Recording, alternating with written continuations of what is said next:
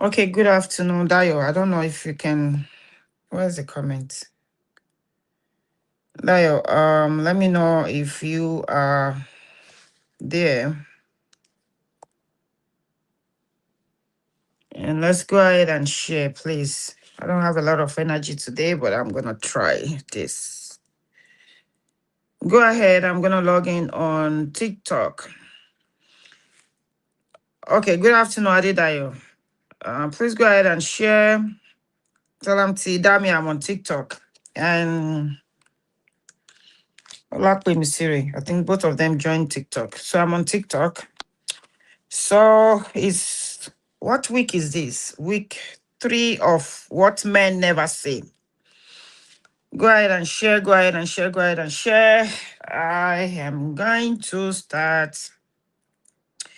I am not gonna stay. Please kindly share. Stafunke, good afternoon. We're still on our men issues. Good afternoon, good afternoon, good afternoon, good afternoon, good afternoon. Good afternoon. Go ahead and share. And we are going to start.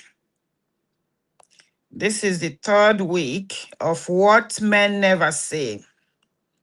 What Men Never Say. This is the 3rd week, so go ahead and share. And I am going to start now. Let me plug this. I don't want this battery to run down today. Good afternoon, good afternoon, good afternoon. If you have a son, a brother, a father, a husband, a friend, if you have any man in your life, please go ahead and share this with them. If you love your husband, your companion, your boyfriend so much, some of us, we don't love them, so don't bother. But if you love that man in your life, then you go ahead and share this or call them to come and watch with you.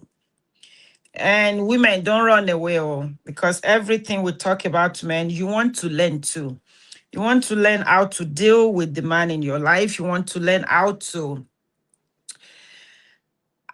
live with that man in your life. maybe if you understand him more, just maybe you can appreciate him more, and just maybe you can love him more, and just a little bit more, you can show more care.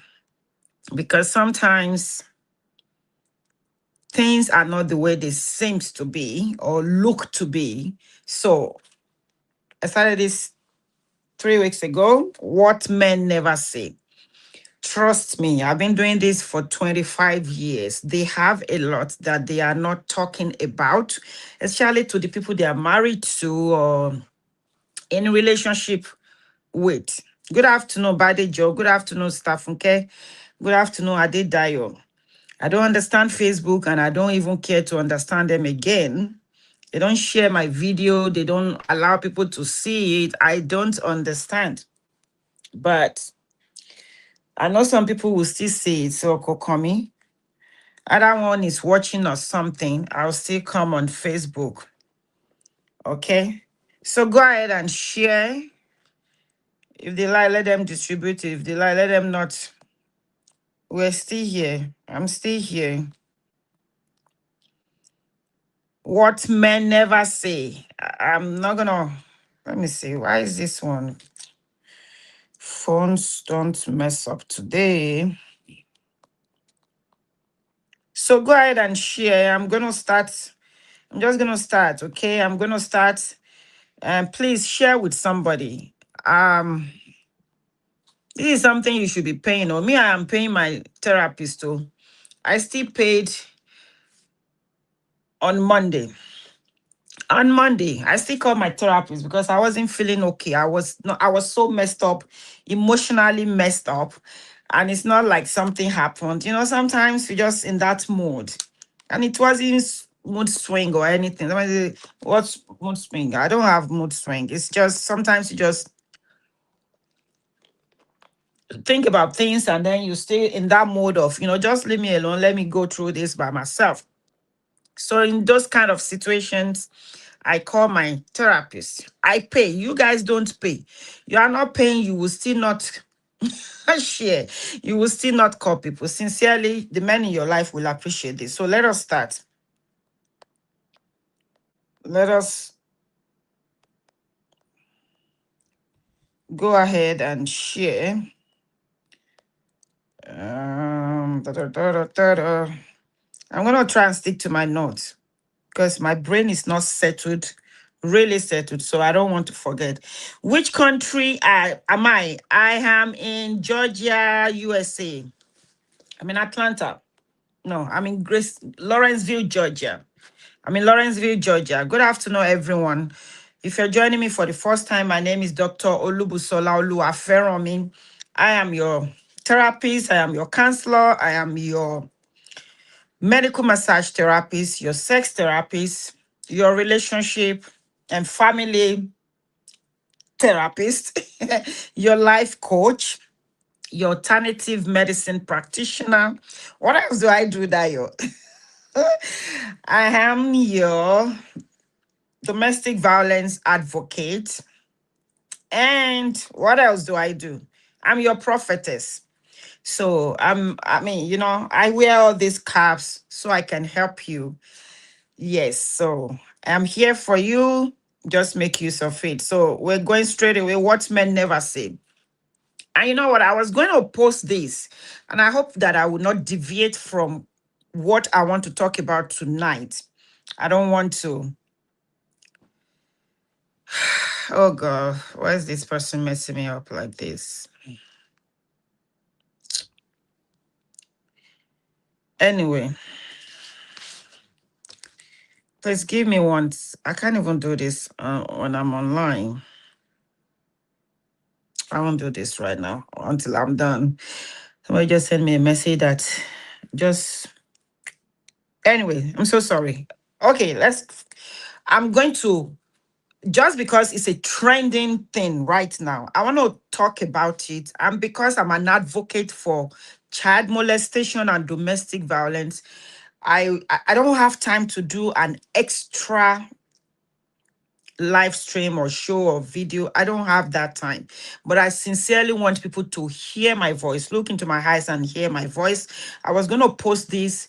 I've been busy all day and I'm still going to post it because some people don't like to watch videos. So I'm still going to post this on my Facebook page. And I think it will show on my Instagram page. This is very, very important. Very, very important. Yesterday, I posted about this trending Baba Jesha and C. Lumini. You know, on Monday, I was not feeling myself. I mean, it's an emotional thing just going on all alone by myself. It's not that anyone did anything to me. So in the middle of that was when they posted this, their picture. And I mean, I lost count of how many people sent me the link or sent me the picture. I don't want to say anything, but I know most people that sent it to me because they know what I know and I mean what I feel about child molestation. So they sent it to me. And I posted yesterday, I said, you know what? It's their life. They're two consenting adults, right? They're two consenting adults that decided to be with each other. Either we like it or not, this is not about, oh, Dr. O, can you cancel this person not to do it? This is not a child. This is not a 17-year-old child and a 20-year-old man, or this is not a this is not a minor and an adult. And these are not two minors that we need to cancel or that I need to like, hey, don't do it. This is what you may, experience along the line. No, these are two adults. They already had a baby. So the baby is here. That's nothing we can do about that. She made that decision. You know, I have written a lot of notes in the last 3, 4, 5 years. They've been talking about this Baba Jesha child molestation case. I've written a lot about it. And another thing is somebody called me. I can't remember if I posted about this. We don't know as Africans, it's a lot of things that we don't know when it comes to things like this. Somebody called me. She's been my follower for a lot of years. So she called me like she wanted to confide in me. I said, what's going on? Our fiancé, I want you to learn from this because, we can drag things online, which me personally, I do not have the strength for that any longer like I used to, and I don't have the time. I think time is my main issue and problem right now. I don't have time for that. People that make money on social media, they can sit there all day. Me, I make my money in my business and I have to work to make money. So I don't have time sitting online any longer.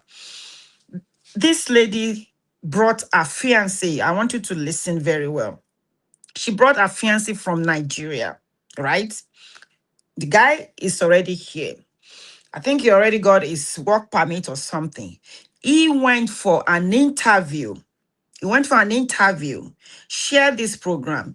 He went for an interview and they didn't give him the green card. You know why?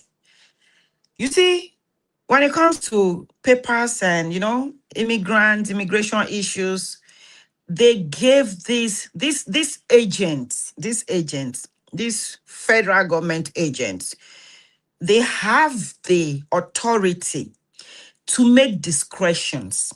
Even if you have all your papers, even if everything they need you have, they still give them that authority, that power to make discretion. Like, okay, everything we need legally, as per document is here.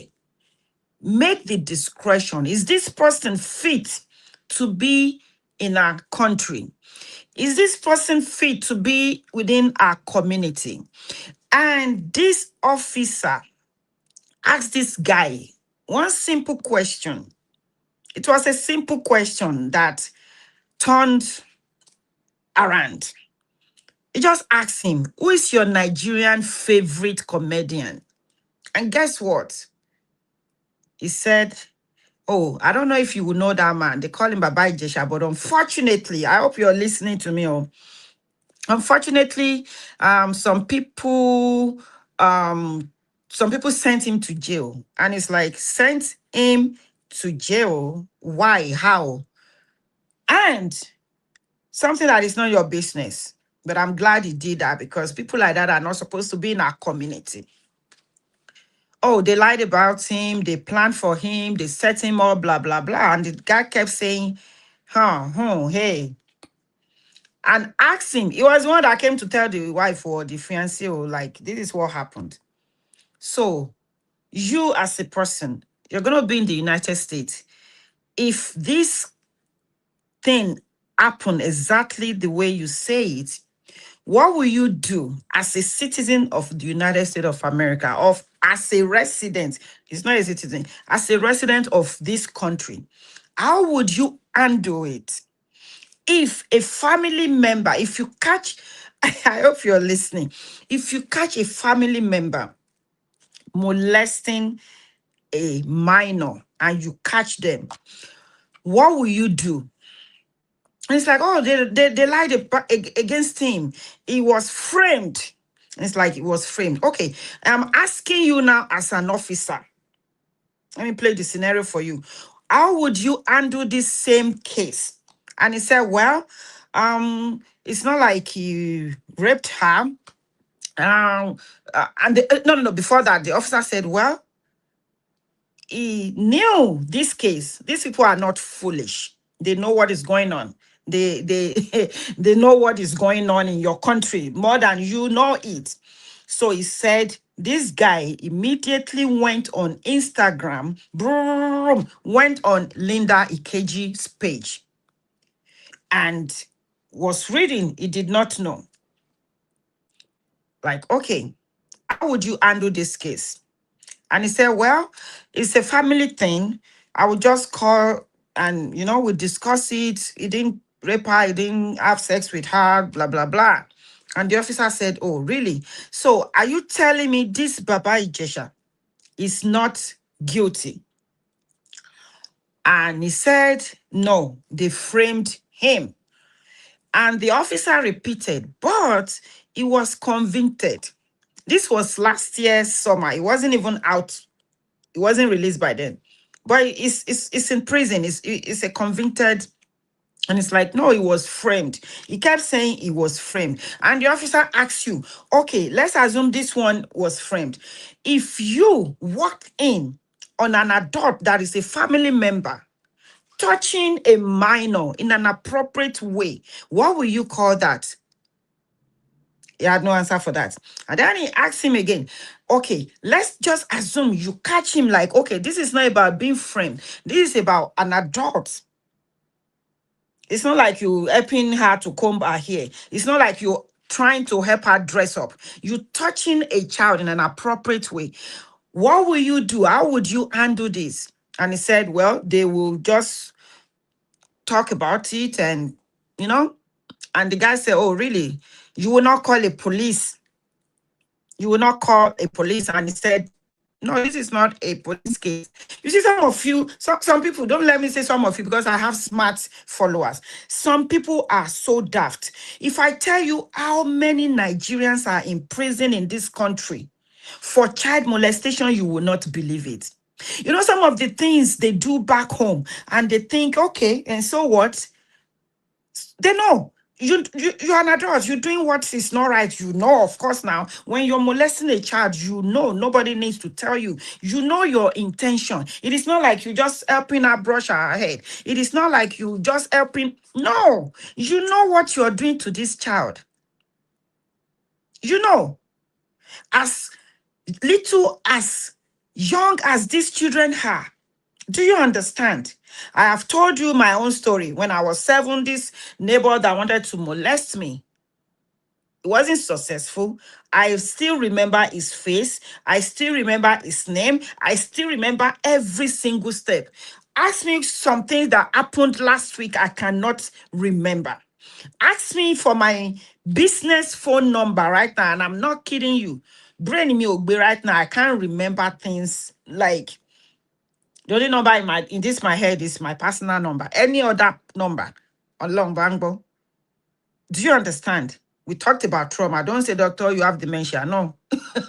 We talked about what trauma can do to you. And I think it took my own part of my memories. This is not a laughing matter. I don't want to joke right now. I want to be serious. So you know that I'm serious. I was 7 years old.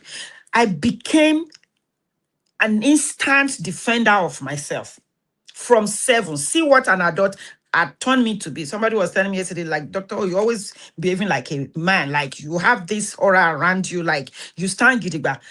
I became that at 7 years old. Do you understand?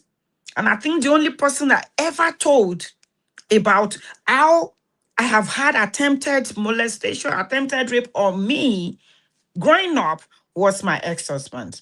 That was the only person, except me sharing it online. I never told anybody. Are you getting me? So we have a society that is decay. We have a society that is messed up. This is not today's topic.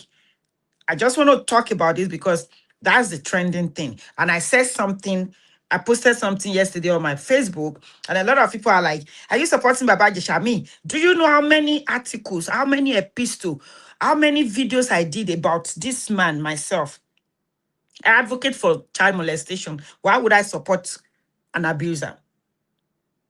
My point is, two adults, this lady knows better. Do you get it? You know, out of all the men in this world, you want a pedophile to be the father of your child. How does that concern me? It's not like she's contemplating. It's not like she's thinking about it. It's not like she needs an advice. She is not even pregnant. This woman already have a baby. She has a baby. Back to the agent. This agent, because you don't know, they have cameras, they have speakers, they have recorders in their rooms. So some of them that are nice, they will kind of not tell you. I don't know if they tell you you're being recorded, but you should know that you're being recorded. They will stylishly, some of them, they want to help you stylishly be framing the question in a way for you to have sense and answer well. Good afternoon, Auntie Damilola. Good afternoon, everybody on TikTok. Good afternoon, everybody joining on Facebook. And this guy said, okay, he went to bring the video that was online, the video where he was licking and touching this girl. And like, are you telling me this man is not guilty? You're still telling me this man is framed. Okay, newsflash. Either he was framed as you claimed. This man is being judged on this video because this video was an evidence in the court of law. The law in Nigeria says this man is guilty of child molestation and they sent him to prison. That was last summer. He was still in prison. Good afternoon, Auntie Mary. So you now telling me the video is a lie. The judge that judged him is a lie. Sending him to jail is all a lie, right? He said, well, they framed him. It was adamant. You know how some people believe some things? And this man was still asking you, how would you judge this kind of case? And you say you will call family meeting. Newsflash, this is not Nigeria. You are on the step of America. You are going to be in a community in America. This is not Nigeria. This is America. In this country, let me enlighten you. Let me educate you. If you notice, you don't have to catch that person. No. If you suspect, not to talk of you see a video or you see somebody molesting a child and you turn your face or you feel like, okay, Mashebemo, don't do that again. He said, this is America. You will be an accomplice for not even reporting, for seeing it and you're not reporting. Number one. Number two, for you to be fit as an adult in our community, you should be able to protect our children. Now you're telling me you see a child being molested, you would not do anything except call a family meeting. I think now he got it. It's like, oh, okay. Yes, I'm just trying to educate you. Okay. Thank you for coming. You'll hear from us. Do they tell them immediately? I think he immediately told him, like, you're not fit to live in our community. Because if you can be an accomplice or if you know, like, okay, that's no big deal to touch a child. That's no big deal. That's what you're telling an officer. And the officer said, your green card has been denied. In fact, I think he should be back in Nigeria now. So the lady now called me like, Doctor, what am I going to do? I said, let me tell you, an adult. Are you pregnant yet? She said, no. I said, well, it may be, I may say, lucky you. What am I going to do? And do you know any lawyer? I said, me. Well, I know immigration lawyer. But you see this case, this is not about your document. Okay, let's wait and get something. This is about you telling an officer that you will look away in the case of child molestation. You are supporting it. That's what you're telling him. And he told you you are not fit in our society. You are not fit in our community. We cannot leave a child with you. That's what it means. No officer will approve your green card. If you like, go to 7 mountains and be praying every day, 24/7. No officer, no. That prayer cannot be answered. It cannot be answered. That was how he got his green card denied. And I said, let me tell you, you have 2 girls. You are a single mother of 2 girls. A man just told an officer, this was not something that happened in the house. I said, that's what he believes. Because what you know, this is not about practicing about what I was going to say when I get to interview. You know, these people are not foolish. They study psychology and all that. So this man wants to know who you really are. And you just told him who you really are. I said, you have 2 daughters, a 12-year-old and a 9-year-old. I said, if I were you, love will not blindfold me. In fact, if the officer approve, if I wake up tomorrow and I see like, oh, by miracle, maybe he prayed overnight or God just wanted to give him that. I said, that will be the end of that relationship. You telling me, and this is not me being an advocate for child abuse or anything. This is you telling me that you think it is okay for you, grown adult, to touch a child.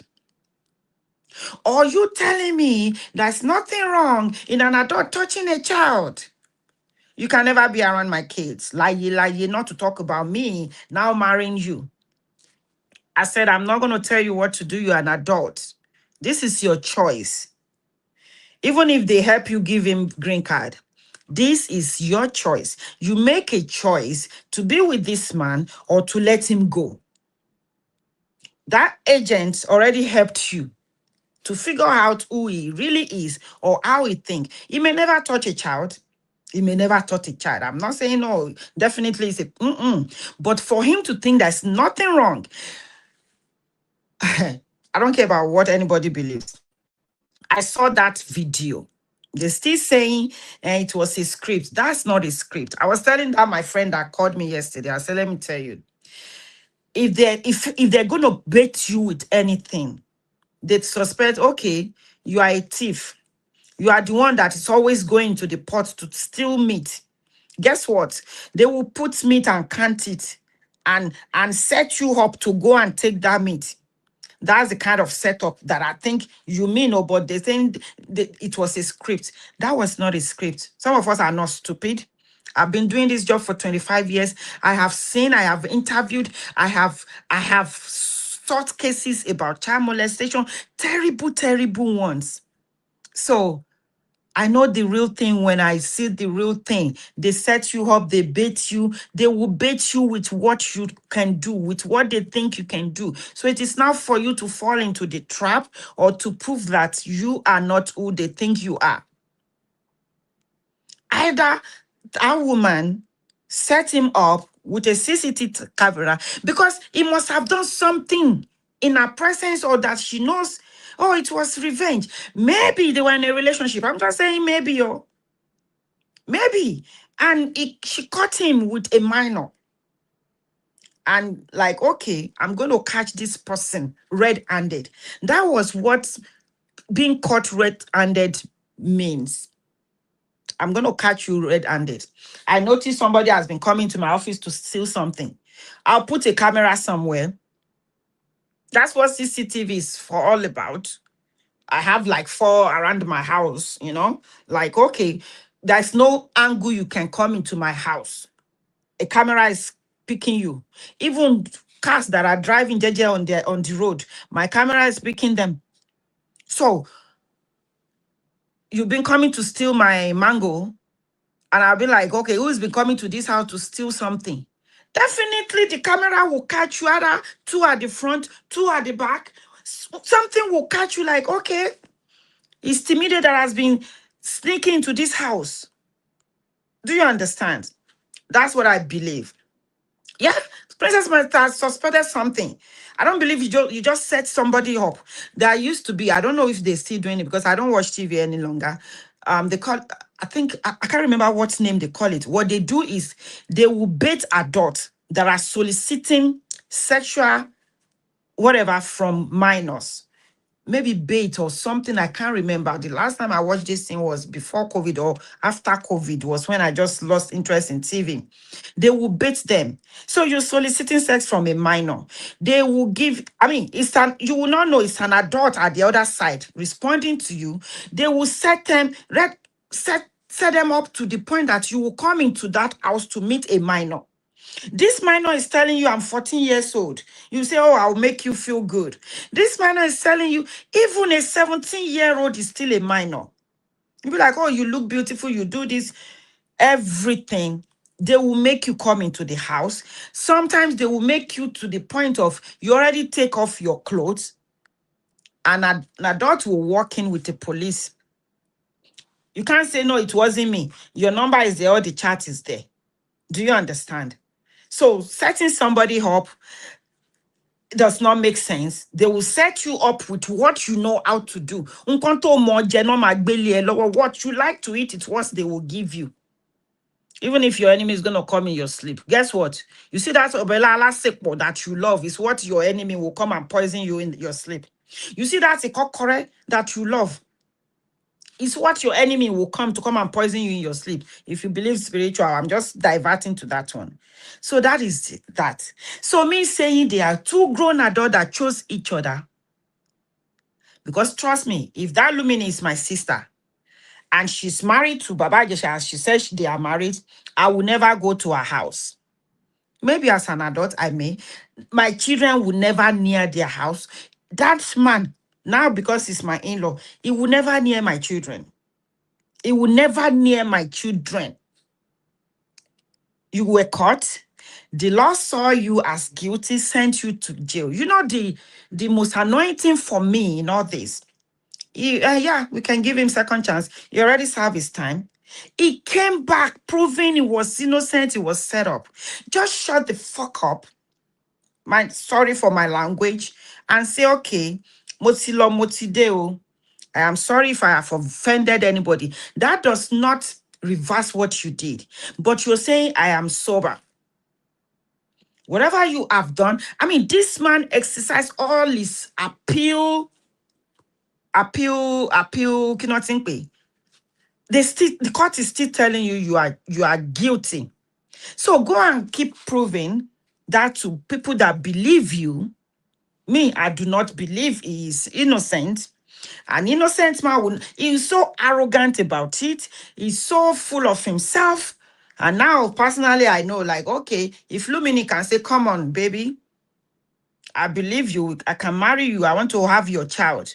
You know, he will have this akpagigos. Okay, now money is already waiting for him. That's a woman that says, come on, let me embrace you, let me hug you. That's their own decision. But let me tell you, yeah, it's still not worse. He is still justifying this nonsense. That's the only thing to be a menino. If you had come like Otila Otide, you're already listed as a sex offender.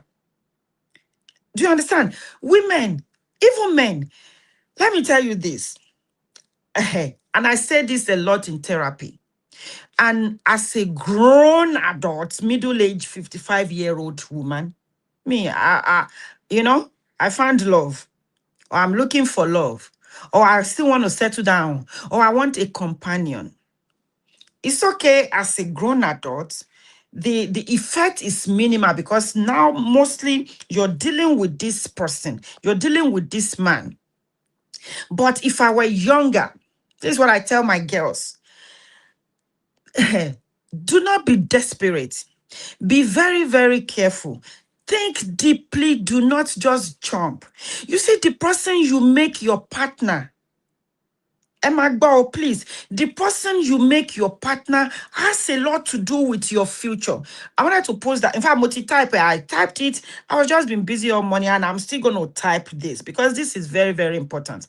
The person you make your partner is very important, not to now alone, but to your future. Your future are your children. Your future are your generation unborn. You see, some of the things some people are going through right now are the decisions that two adults made before you were conceived, because before you even came into this world. Do you understand? Okay, this one has agreed to have a child for a pedophile now, right? Let me put your comment on the stage so people can see. You're ready. This child will grow up to see what his father has done. This child will see what has happened even before he was born. Unfortunately, it's the internet age. Back in the days, you would just go, you want to marry somebody in the village. Your family will go to his family like, okay, oh, our child wants to marry your child. Oh, you just want to know. In fact, before they even do family introduction, or they have gone to know who is this family. What happens in their family? Do they have mental dysfunction in their family? They, they will find out things that they know will affect them as a family, things that they know will affect the generations to come. That's the way it was done back in the days. We are lucky now with the internet. Do you understand? All you need to do is just Google Dr. Olubusola Oluwaferanmi. You see, my whole life is there. My biography is there. My autography is there. Everything you want to know is there. You know, some things are not there, but basic things that will help you get to know me is online. You don't need to ask me. That's why when these toasters come, let me get to know you. I'll be like, let me get to know you. What are you trying to say? Go online. If you're smart, go and do your research first before you come. The little that is left or that you haven't seen or that you want to know is what I will say about me. But you want to toast somebody, especially you men, go and follow that person online. Go on their social media platform. See what they say. See who they believe in. See who they follow. See what they post. That will give you a hint into the head, into the brain of that person. Are you getting it? You will know, like, eléyìí tún ya wèrè gan o, this one, eléyìí ò gbádùn o. You will know what this person believes. Somebody wanted to get married. Was it last year that I was sharing? You know, they are at that point of, okay. And the mother of the groom asks, who is her mother? She went online, Google the mother of the bride, and told her son, Laye, laye, you can never, I will never be an in-law to that crazy woman. Have you been on her page? Do you see who she's following? It is not for today. He said, They will say Talofe, and they will say that person. He said, Talolomo Yawere. This was a serious case, so that I had to settle. This woman refused. And I think that guy now did his own research too and be like, Rolake, I really sincerely love you. I cannot be married into your family. Your mom cannot be my mother-in-law. Yes, bed sugar. I'm glad you joined too. He said, Laila, that woman cannot be my mother-in-law. Let me tell you, he already asked the girlfriend, will you marry me? They already did their secret, will you marry me? That was the end of that engagement. They sought it out. It wasn't the girl's fault. They started and I said, you guys need to sit down and sort it out amicably in a civil way. You can still be friends. You don't have to be married. Thank you, bed sugar. You don't have to be married. Are you getting me? So, I'm repeating this. Choose your partner wisely. Choose your partner wisely, not for you only, but for your children and for your generation. You know, I've been this close to, being in a relationship with some men. And I will sit down at that last minute. and say, okay, this person, if I present him to my children, mind you, I don't have kids, so I'm not scared of somebody molesting my child. Oh, this is America. If you touch them in appropriate ways, they don't even need to ask me. But I will sit down and be like, okay, no, I cannot present this to my children. Number one, I have intelligent kids. I have very smart kind. Can this person fit right into my life? And my life is not only my life. In fact, men make fun of me like you treat your children like they are like they're your parents. Oh no, Bangbo. The way I respect and fear my kids, you would think I'm talking about my parents. Because I would think, what would Toby feel? What would Toby think? I know them. I know the way they talk. I know the way they think. I know the way they reason. If these two oldest one don't really say it, they will pass the information through the Madam Tony. She will ask you all these questions. You have to be intelligent now to come and meet my parent, my my children. As I want your mom, or I love your mother. Oh. You should come prepared. Do you understand? So, me, even at this age, I'm thinking about, okay, how presentable is this man to my life, to my children? You see, every other person will be okay. I know if my kids say it's okay, every other person will know that you're okay. Do you understand? Every other person. Oh, sorry.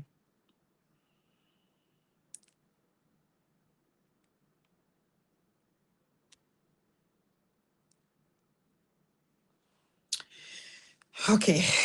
Sorry. Some calls are just so important. Okay. So, what was I saying? What was I saying? The person you make your partner determine your future.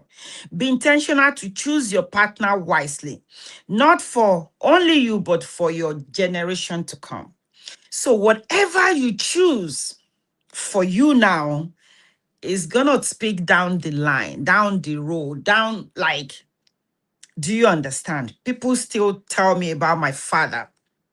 They still tell me how wonderful my father was. My dad was a teacher at the time. His students are in their 60s now. And these aunties, some of them have become family. They have become personal. I wasn't there when my father, I mean, I was born, but I wasn't there when my father was teaching them. But you see the way some of them carried him on top of their head. And daddy, they call him daddy. They still tell us how wonderful our father was. If he was a bad teacher sleeping with with his student, this is the time. I mean, there was no Facebook at that time. This is the time they will come and be shading me online. When I'm talking about child molestation and so, they will come like, shut up. Your father did this to us. Shut up. Your dad did that to them. Do you understand? So I'm going to stop right here. Choose wisely.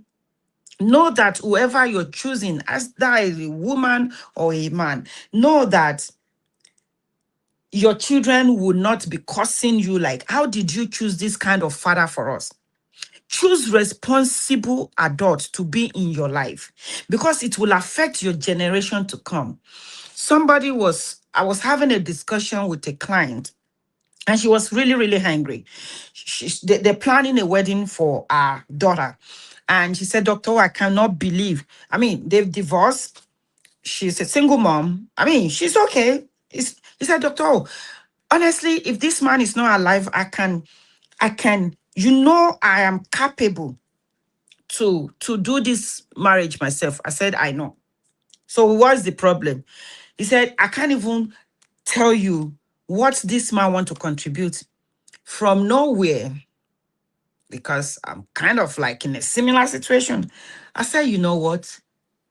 And I think she said something. I said, don't blame your daughter. I was the one, you called me, and I was the one that said, allow this man to be in their life. Allow this man to be at this wedding because that's what I would do. I will not deny anyone to see their children. Unless the child said, no, I don't want to see him. But don't be the obstacle.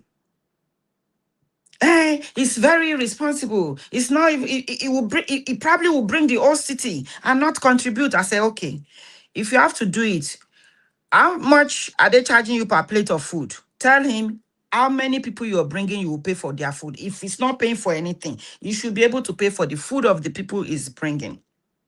So when she called yesterday, Miss Sophie, didn't I tell you? I said, calm down. Either he is alive or not. Your child wants to get married. You will find the money. You will celebrate your daughter. And these kids have been there for you. She has three like me. She has two sons and one daughter. I said, this is the only daughter you have. This is the only daughter. This is your first wedding. So either he is responsible, either he is there or not. This child wants to get married. If I were you, I would not force, because whatever I'm doing for my own children. So do this for your child. Forget what he is bringing. The only thing is be prepared for his drama. But before that, begin to tell him now, your daughter wants you to pay for the food of your guest. Let him know that. So don't blame this daughter for wanting her dad to be at her wedding. Either he was there in their life or not, she still wants him to walk her down the aisle. Strange things happen. The brother was like, why will you do this? No, don't blame her. You know, girls sometimes, she's always been the one close to her dad. Don't deny her of that. You, as a parent, madam, you are the one that married an irresponsible man. You gave, you gave your child that gift of irresponsible father. You are dealing with it now. Unfortunately, it's affecting your daughter. It has affected this children's life over the years. So don't make drama now. And I'm telling you now, do not go and make drama on the wedding day. I said, if you do that, don't call me again. Don't talk to me again. So do this like you're celebrating your daughter. Forget what he is bringing. Be civil. We adults are the one that choose for these children, right? I choose a man. I brought a child for him. So I was the one that brought the responsibility into that child's life. Are you getting my point? So please, if you're in that, at that stage of you're looking for love, you don't be desperate. Pay attention to details. Honestly, I appreciate people more now in my life. Every little simple thing you do, I even you calling me, giving me your time, responding to my messages. Yeah, we're in love, we're in a relationship, but I'm showing you appreciation because, you know, simple, easy things are not so simple and easy all the time. So when you see somebody that is doing that, appreciate it. You're nurturing your relationship. You're nurturing your future, not even now. You're nurturing your sowing seed for your children and the generation to come.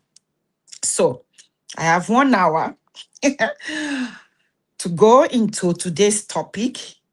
And I hope that I have been able to convince you that I have nothing to do with Baba Jesha. You don't want me to write his article. I have written a lot. I don't have his time. Lumini has chosen what she wants to choose for her future and for her children. Waiting to concern me. She's not looking for our advice. She's peppering us. So let her continue to pepper us. Baba Jesha, I don't know. People like that do not change. Unfortunately, listen to this, 7 out of 10. When you put 10 girls, like, okay, you sit down with 10 girls, 7 out of 10, hello, jump foods. 7 out of 10 girls have been molested or abused in their time or will be. Oh, from intimate issue. Good afternoon. That's a fact. I did that survey myself. It wasn't like an online thing. I did this survey. Like couple of times. I did this survey. First time I did this survey was like in the early 2000s. I did it again, I think around 2011. I did one again, I think after COVID.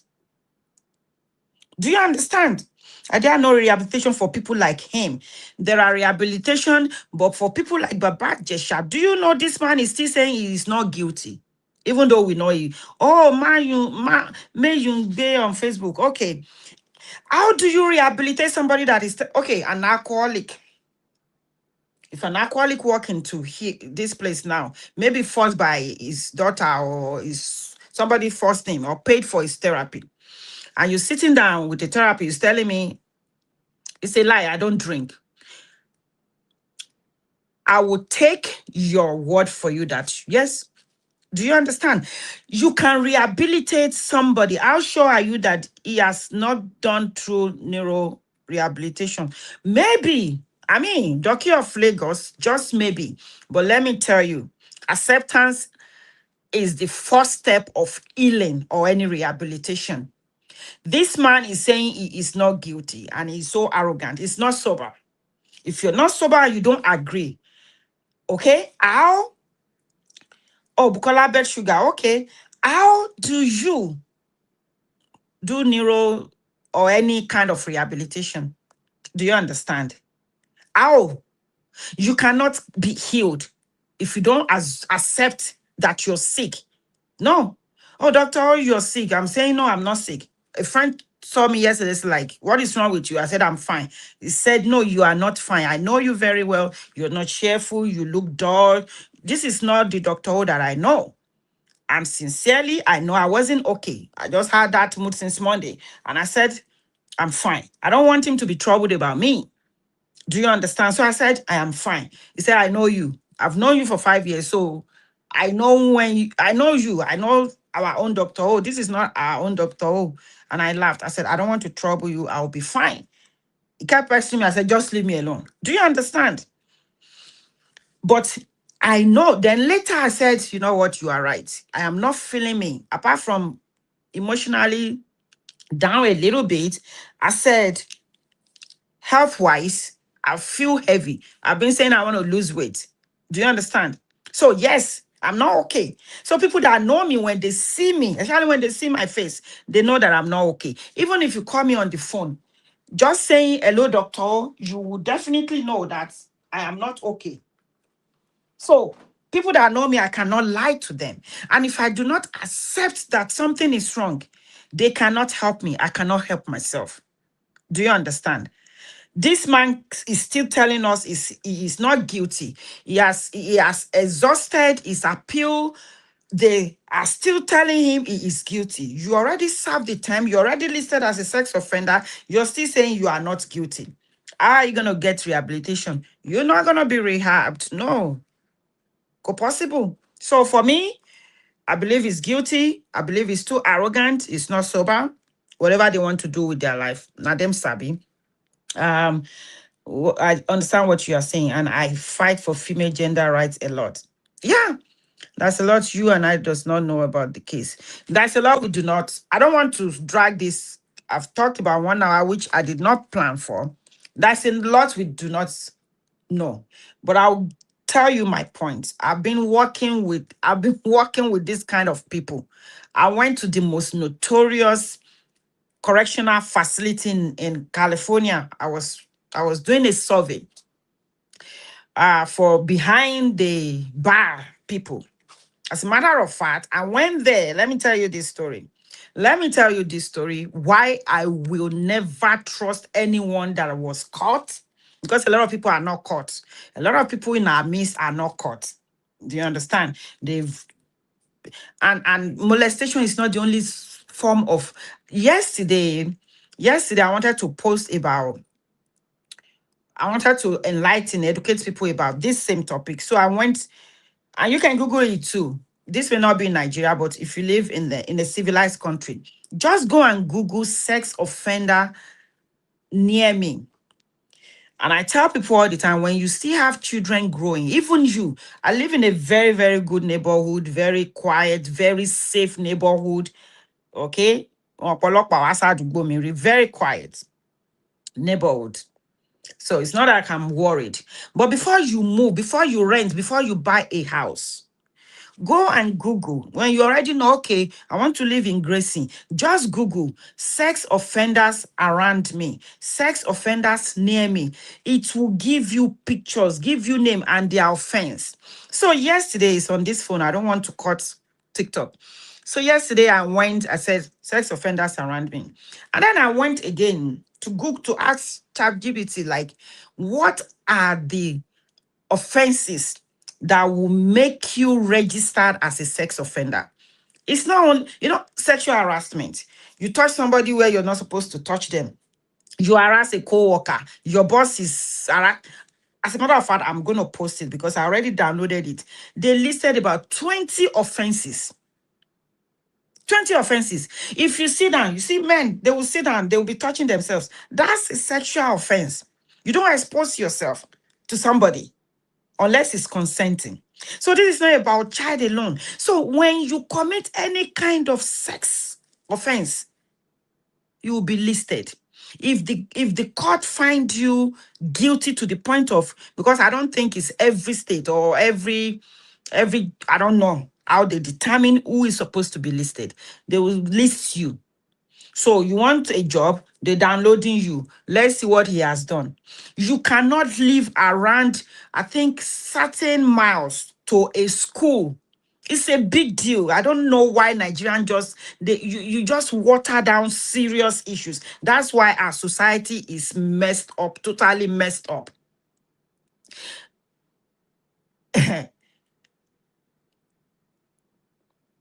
I'm just gonna Google that. But to a certain miles from a school, you cannot live there if you're listed as a sex offender. So you want to get a house, you want to buy a house, you better look who are the sex offenders, because some of them are terrible, violent sex offenders. He has committed rape, maybe with an assault or kinikon. You don't want to live around that person. Are you understanding me? You don't want to live around that person. So it's a lot. I will not water this down, and I need to move on and quickly rush through my notes quickly. So it is in Nigeria laws also, and each state have their own. Okay, I'm glad they have it in Nigeria. I know what you're saying. People don't talk. If people talk, I see a governor now, a sitting governor right now in Nigeria. He attempted to rape me. If I had come out when I saw him, first time I saw him campaigning, I said, see you, this is a governor. Do you understand? We call it forensic cases. This is a governor now. We'll be talking about child molestation, child domestic violence, and stuff like that. You will not see, so even our lawmakers, they are guilty. If God want to expose everybody, like, okay, what you do behind scene, what you have done in the closet, a lot of people will be guilty. A lot of people will be ashamed. That is why some things will water down, because I do not expect the way Nigerians water down this Baba Jesha thing. Like, so freaking what? You see men siding this man, fighting on his behalf. You see women fighting on his behalf. And some women are so mad, like, a lot of people, I'm telling you, 7 out of 10 have been abused, molested, or some kind of sexual harassment or sexual offenses have been committed. 7 out of 10, that is a lot. That produces a rotting society. Not only girls, so the survey that I did was for girls because I was working on a project. And then when I was in school, the first time I got myself into this, it was a case. I went behind the bar, the women behind the bar was the project I was doing. Maybe one day I'll be able to publish that book. She's a church woman, church, married to a pastor. Guess what she did? She kpai her husband. Why? This is a terrible offense. Kiniko. But our lawyer was so good, they gave her manslaughter. And definitely she will get out one day because they claim insanity. And I'm like, okay, I want to start my survey, my interview with this woman, because she's a church woman. She's a deaconess. Why would you kill by or whatever your husband? She was my first person that I interviewed. So I sat down with her. I mean, that broke me. Church woman all her life. She was a single woman of two children, a boy and a girl. and she's been in church. They brought this pastor to their church. This pastor just started in their church. She was in charge of taking hospitality or whatever. So she was in charge of taking care of the new pastor, this and that. One way or the other, in Nigeria, once they don't love the victim, they will gladly support the abuser shamelessly. You are right. It wasn't watered down. We have a failed system, that's all. And after a proper rehab, I'm telling you, I mean, I'm glad that for him, he was convicted. Can it be rehabilitated? I believe, but how do you rehabilitate somebody that is still telling you he wasn't guilty? They framed him up. You understand? So this woman, one way or the other, she was a single woman. Pastor showed interest. Pastor um already had a child, but his wife died. But before his wife died, he was divorced. But he wasn't telling people he was divorced. He was telling people he's a widower. So Madam was comfortable to be involved and marry a widow. They married, the church loved them and all that. What they did not know was this man is a pedophile from the state he was coming from. This is a new place. He's starting life over and all that. Guess what? He started sleeping with her daughter. A teenager, 12 years old at that time. She didn't know. She just noticed. I mean, she was crying. I was crying. We were bawling. My supervisor went with me. That was my first time of going there. We were all crying, like, because she had a life ahead of her. She was doing okay until she married this man. And then she said she just noticed, like, about 2 years after they were married, the daughter was 12 at that time. The daughter was 10 when they married. She just changed. She just changed. This was back in the days. This was not even internet. This was not Facebook era. The child just changed. I was like, what is wrong with this girl? And then she said she noticed that when she wakes up in, are you listening? Oh, I'm not making up stories. You know me. Oh, our topic today, safe. I never talk about it, but I think this is important. She noticed that when she wakes up in the morning, she will feel drowsy. Like, why am I still feeling drowsy when I did not take PM medicine? When I didn't take sleeping pill? Why am I still drowsy? Do you understand? So she just started thinking deep and thinking weird, like, no, it cannot be. Is somebody drugging me? One day, at tea, she drinks tea every night. She said she just pretended. How would you not trust your husband, your pastor? She did not drink the tea. And the husband thought she drank the tea.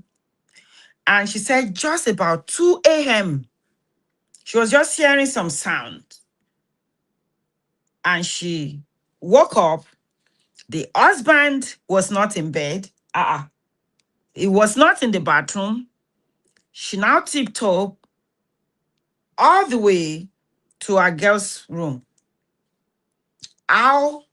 Please, it's still, I'm thinking about it. I'm freaking out. How do you comprehend you walking in on your husband on top of your daughter? How? In fact, I will be instantly insane. If I say cho in that house, I will blow the head off. And that's exactly what she did. She just went and took a gun, pow, pow, pow. Like, she could not even process it. She could not analyze it. All she did was just went back, pow, pow, pow. It was the pow, pow, pow that the son got.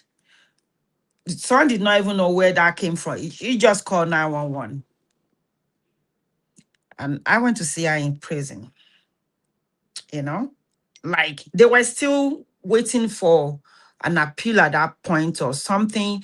Some lawyers can be really, really, some of these county attorneys can be really, really like, I'm gonna finish you, especially when they've been looking for a case to win. That was, I mean, I was crying. I was crying. I was crying. That was my first interview. I was messed up. In fact, I did not go back for the next one more because I'm like, okay, that was too much to handle. These are this Jesus, that was just too much. I learned from that. It means this man did not change. I don't know. I don't know. The same thing with domestic violence. I've been doing this for 25 years. It's rare to see changes. If they're going to change, they must have gone through some kind of therapy. They must have gone through some kind of healing because it did not just start one day. Some of these people are broken too. They were abused. They never did anything about it. They never go through that healing process, and boom. So this man came back to do what? To mess her life up. To mess her life up. Really, really mess her life up. So I'm just telling you, somebody slap you today, slap you tomorrow, and then came back with flowers. I'm sorry, baby. Don't let him baby you. He's lying. Because before you can come back and say baby, what have you done to correct yourself? What have you done to rehabilitate yourself? They say somebody molested a child and you're saying, okay, he has changed. What have you done? What has transpired? What is the process? How long has he been in therapy? I cannot trust that kind of a man. I became a Kyle. You understand? I had one. I had one. I had one that was referred to me. And I look at him one day, I said, this is the first time that I would tell a client that they cannot change. I said, you know why I know you cannot change? You're doing this because you're forced to do it. It's not coming from your heart that you want to change. You still giving me that kind of attitude, like, you know what, this is not my fault. Because we got to the point like he was molested as a child. I said, you never got over that. You want to inflict pain on other children. You're here now for me to help you. I don't see you. You need a lot of help. I said, as far as I'm concerned, if you come back one more time, somebody paid for 12 sessions for you, and that was like in the middle. I mean, it was opening up, but you see, when somebody's arrogant, is so slim for them to have a change of mind, a change of heart. And I already know I'm very discerning, and I'm very, very good with what I do. And I said, you're halfway through your sessions. I don't see you changing. You're doing this like it's helping you, I know, but you have to be totally healed. You have to be totally healed. I don't trust you. I can't trust you. As a matter of fact, I cannot leave a child with you in this office and just go. I said, I cannot. I don't trust you. Do you understand? The reason the government is restricting you and making you list on the list is so people will be wary. People will be aware that this is who you are. I'm going to stop there. Let me go to my topic. What men never say. What men never say. The loneliness of strong men. You see, loneliness. Loneliness. And loneliness does not mean the absence of people. Some terrible things people do, like I'm lonely. No, it's not like there are no people around you. You have something deep inside that is wrong with you. Sometimes it starts from when you're a child. Do you understand? Good evening again, everyone. And before I go for that, because I don't want to forget, I'm going to shout out birthday wishes to two amazing people in my life. Two amazing, wonderful people are celebrating birthday today. My PA, my daughter, she has become a family member. She has become my daughter. I've adopted her. Even her mother has yonda for me. Adedayo, I celebrate you. I wish you all the best in life. As I've prayed for you in the morning, I'm praying for you again right now. Whatever, please shout out help me type happy birthday, Adedayo. We wish you all the best. She's the one behind the scene that put things together for me. This girl. Hello, Nijo Shemidayo. If somebody like this betray me, hey, Jesus, it will be so hard for me. Oh. It will be so it will be so hard for me to get over it because she is that person in my life. That has been following me since 2011, right? Is it 2011? I've seen her grown. I've seen her grown. I've seen the progress. I am so happy. I'm proud to call you a daughter. I'm proud to say I'm your mother. My bashole, my jaturi omo you understand? So happy birthday, Adedayo. I wish you all the best in life. We all wish you all the best. We thank you for all that you do behind the scene to make everything easy for me and for my followers because some things is you. Okay, she can't answer me. God forbid. Yes. So please, please, please say happy birthday to Dio. We love you. We love you. Dr.O loves you sincerely. Everybody here is loving you. And I want to shout out happy birthday to KBAC, His Royal Highness Oba Olusegun Aderemi Aramoko, Tayer of Aramoko. He's been an amazing man, always supporting outreach and stuff like that. Kabesi, happy birthday to you. My followers, myself, we're saying happy birthday. God bless you. We thank you. We love you. Have an amazing year. And may the Lord be with you in Jesus' name. Amen. So I've got that out of my system. I don't want to forget. So, good evening again if you're just joining. This month, I think I have 1 hour. Is it 1 hour? I think so. I will rush this because I don't want to repeat this next week. I don't want to repeat this next week. This month, I've been talking about what men never say. First, we talked about the silent burden of men. Last week, I talked about the boy inside the man. And tonight, we're talking about something many men experience but rarely discuss. The loneliness of strong men. You see, strong men are the most lonely. You see, some men are just men. Some men are just men. Some are strong. Strong in the point that you wake up in the morning, you go out there to work, so your family or yourself, or you can provide. They are of them are all men that are irresponsible. Honestly, if you have a man in your life that sees you, that appreciates you, that nurture you, that love you, that care about you, don't take it for granted. I am telling you, don't take it for granted. As a 55-year-old woman that has been married twice, as a counselor, I am telling you, do not take it for granted. Appreciate it with everything you have. A lot of men are not responsible. Even when they know they can be, they are not. Some of them don't even have a clue. They don't know what to do. It's not like they don't want to. Some of them, they know they are just irresponsible. Just take it from me. Okay. So when people hear that word, loneliness, it's about, okay, somebody sitting alone in a room, just alone. No, you can be in a room full of people. Okay. Loneliness is not the absence of people. It's not the absence of company. No, loneliness is being surrounded by people and you still feel like you are unseen. You have people, but they don't see you. Most times, I feel, that's why you always say, oh, doctor is always fighting for the men. Yes, they are my friends. You know what? I know them more than I know women. I see them. I appreciate them. The one that are my friend, true friends, oh, but now I narrow my circle. I don't want irresponsible people around me. They do so much and they're not seen.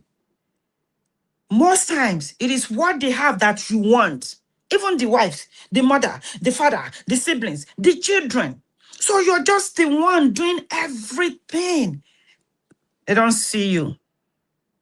You are not seen. Or you feel unseen. You just feel like, some men will tell me, Doctor, call me not fake back. And they will still gladly, okay, Dio, they will still gladly do it, even when you know that, okay, your wife does not love you. It's what you are providing that she wants, that she loves. Guess what? This man is still providing. This man is still responsible. Sometimes loneliness is carrying responsibility that knows about. Some men will tell me things that they do to be able to feed their family, things that they do that for them to be able to do what they're supposed to do. They will not tell you. One man called me one day, he was crying. I said, Kilo Shelley, what happened? He said, Dr.O, in a nutshell, she's working with this woman. I mean, great company, the pay was good. It was in charge. Well, madam has been doing smeh all this while. At a point you will know when somebody wants you. And it's like, madam, Kole, possible, my wife, and I know your husband. Why? You and I, go possible now. So now it was like, choose me and have your job, or refuse and lose your job. Somebody that has been working for you for 5 years, turn the whole place around, productivity wise or whatever. Now of quantity one ballet. Now God is blessing you. All you want from him is his flesh, a pound of his flesh. Now you're betting his job. Now you're betting his job. As in your job or not. That's wicked. That's a man. This is not a woman, no. This happened to us women all the time. You're looking for a job. CEO wants to sleep with you. You want promotion. CEO wants your pussy. You understand? This is a man, a grown man, a family man. It's not the one chasing madam. It's madam telling him, you do me or you lose your job.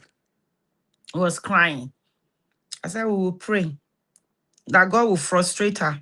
Because me, I pray some dangerous prayer. Mani mi Lara, do not, Mani mi Lara, do not do that. Don't trouble me. If I don't trouble you, don't trouble me. I don't look for trouble. Why would you want to take a man's job away? A provider. Why would you want to do that? Because you have the power to do it. I said, let's begin to pray that God will frustrate her. Let God frustrate her. You will pray some dangerous prayer in case in that kind of a situation. Enu temi de buru o. In fact, I took it upon my head. I carry it. Carry like somebody selling akara and bread. I was praying for this man because he's a responsible man. It's that kind of a responsible man. The way I was praying, some prayer sometimes you be like, God, are you going to answer? You see this one, God answer immediately. God shaking it, answered immediately. Hey, Jesus Christ. This is scary. Like a week after. As a matter of fact, this woman called him into this office like, well, if I don't get an answer from you. She was so serious. Like, her life depended on that man. Like, if I don't have an answer from you tomorrow, you will come to this office and you will be fired. In fact, I've instructed my PA or whatever, like, I'm just about, and he said, okay, give me to that next week. Let me think about it. At least all this while I've not told you I'm thinking about it, but let me think about it. Guess what? She did not, God, on strike here. This woman had stroke. She had stroke that her husband had to fly her to UK. This happened last year. For us, I mean, Kobombe, maybe you're to Bombe Nisi. Shebi, you are still walking straight. You're still looking beautiful. That's why you want to frustrate somebody else. She just fell. Not even in the office, in our house. She was getting ready to come to work and fell on the stairs. And they said she just fell, Sha. They realized she has stroke. Paolo, she need stroke. The angels must strike you now. That's a man. He could not tell the wife. You can imagine how it was feeling. I mean, I took it on my head. Though. I cannot lie. I prayed some dangerous prayer like, God, you must strike this woman. Kilo de kilo shele. Do you understand? Somebody helping your company. Now you want to frustrate his life. For what now? For what? You want to cheat, you want to do whatever. Go far away. I always tell people, do not eat under you. The elephant does not eat the grass under him now, or under her, or whatever. Some things you cannot forget. She called me, she said, Dr.O, what did you do? I said, what do you mean? My boss, my MD. I said, what's in college MD? Hey, they called him. She fell down. She couldn't come. I said, hey, can you tell me what's my own? As a matter of fact, I was scared. I thought I did something. I said, yes, I did something. I prayed. When somebody is troubling you and you know your hands are like this, call your God. Call your God. Only can you go who can enter into his realm? Your hands must be clean. And it only your mimo atia funfun. Your heart must be pure. Your hands must be clean. Call on God in the middle of the night. Strip yourself naked and begin that dangerous prayer. Gbogbo ẹni tó ní mi lára, k'Ọlọ́run kó ní wọn lára. Psalm 24. Kí ni mo sọ? I said I prayed, Me and you. You and I, we fasted for 3 days, and I said, don't stop praying. Did I pray? I prayed. It was intentional because I do not like when people just intentionally trouble another. I cannot stand it. I don't like cheating. Ma cheating, ma shake I said, motese bo motori bo papa. Let God pay up what she deserves. And God has visited her with what she deserved. Do you understand? He couldn't tell his wife. I can imagine that 1 month of going to work in fear, with fear, thinking you will lose your job because a woman wants to sleep with you and you don't want to, and then coming back home. Some women, you are terrible too. Coming back home, scared to tell your wife because she may not even believe that you did not do it. And she will still be stressing you like, what's wrong with you? You've been gone all day. You can't even. When you notice your husband is like that, there's some things going on. That's a kind of loneliness. Because you are there does not mean he is not lonely. My dear Kilo Shele, are you okay?